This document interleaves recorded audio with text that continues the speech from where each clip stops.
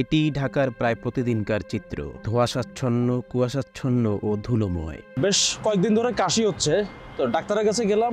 Doctor বললো যে এটা বর্তমানে যে বায়ু দূষণটা হচ্ছে, মানে আমরা দেখি যে আমাদের ঢাকা শহরের অবস্থা মরুভূমির মতো হয়ে গেছে, চারিদিকে ধুলা উঠতেছে। তো ওইটা নিয়েই ডাক্তারের কাছে যাওয়া। তো ডাক্তার বললো যে আপনি অবশ্যই এখন থেকে মাস্ক পরবেন আর লম্বা একটা সময় ধরে মেডিকেশনে থাকতে হবে।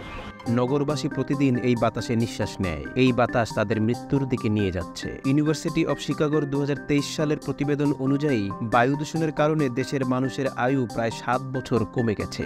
এতে অবাক হওয়ার কিছু নেই, কেননা আইকিউ এয়ারের ওয়ার্ল্ড এয়ার কোয়ালিটি 2023 প্রতিবেদন বলছে বাংলাদেশ সবচেয়ে দূষিত দেশ।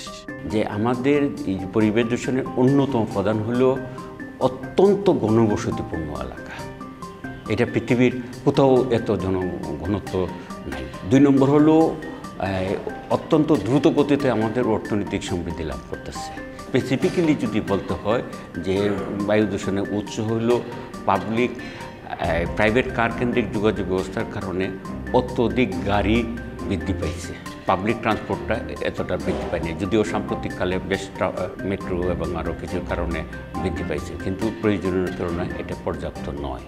ব্যক্তিগত গাড়ির মালিকানা নিয়ন্ত্রণ করতে 2023 সালে সরকার একাধিক গাড়ির মালিকের উপর কর আরোপের সিদ্ধান্ত নেয়। পরিবেশ, বন ও জলবায়ু পরিবর্তন মন্ত্রণালয় পরিবেশ দূষণের জন্য দায়ী শিল্প কারখানাগুলোর উপর অতিরিক্ত কর আরোপের প্রস্তাব করছে। দূষণ কমানোর জন্য চেষ্টা, এবং সেটা করতে হবে সমন্বিতভাবে। একটি মন্ত্রণালয় বা একটি অধিদপ্তর নাম, এখানে আমাদের এই বায়ু দূষণের কার্যক্রমের সাথে অনেক মন্ত্রণালয়, বিভাগ, অধিদপ্তর, সংস্থা, সরকারি, বেসরকারি, ব্যক্তি পর্যায়ে অনেকেই জড়িত আছেন। সুদীপ্ত সালাম, বেনার নিউজ, ঢাকা।